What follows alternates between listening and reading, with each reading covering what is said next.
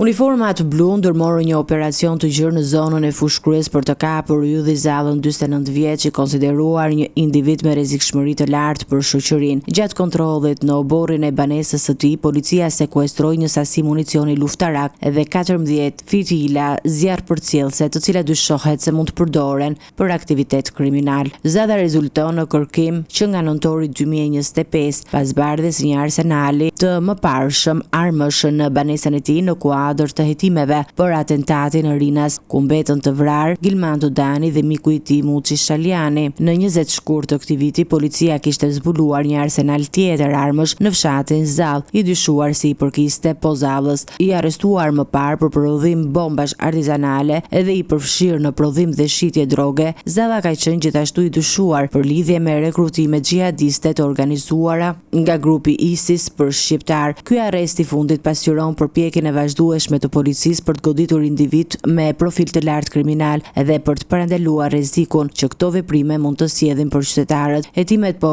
vijojnë për të përcaktuar çdo lidhje të mundshme të Zallës me rrjetet kriminale dhe për të siguruar që ai të përballet me drejtësinë për të gjitha veprat penale ku dyshohet i përfshirë.